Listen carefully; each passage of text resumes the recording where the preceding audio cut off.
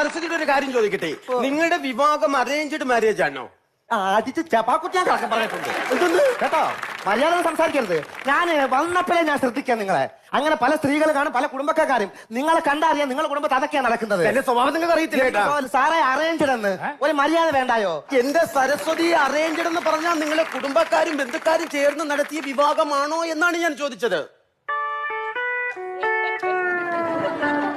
അതിനങ്ങനായിരുന്നു അർത്ഥം. അറേഞ്ച് എന്ന് പറഞ്ഞാൽ അതാണ്. ഇത്രയും ചേരേണ്ട അറേഞ്ച് മാറിയില്ല. അപ്പൊ ഞാൻ ചോദിക്കുന്നതിന് ഉത്തരം പറയും. അറേഞ്ച്ഡ് ആയിരുന്നു, അത് എങ്ങനെയാണെന്നുള്ള കാര്യം അറിയാൻ നമ്മുടെ ജഡ്ജിൻ പാനലിന് താല്പര്യമുണ്ട്. ഞാൻ ഉത്സവപ്പറമ്പിൽ പറഞ്ഞ ചെണ്ടമേളമൊക്കെ ചിങ്കാരിമേളൊക്കെ കൊട്ടി നടക്കുവായിരുന്നു. അതെ. അങ്ങനെ നടക്കുന്നതിനിടയ്ക്കിട്ട് പിന്നെ ഞാൻ രമണണ്ണ കണ്ട്. രമണണ്ണ ഭയങ്കര മേളക്കാരനാ. യോ കേട്ടിട്ടുണ്ടോ, ഭയങ്കര കൊട്ടാ. എന്റെ പൊന്നു സാറേ, രമണണ്ണ ഒന്ന് കാണണം. നമ്മളെ കാശ്മീർ ആപ്പിള് പോലെ ഇരിക്കുവാ. സരസ്വതിയും കുഴപ്പമില്ല. അവര് കുടുംബ പ്രശ്നം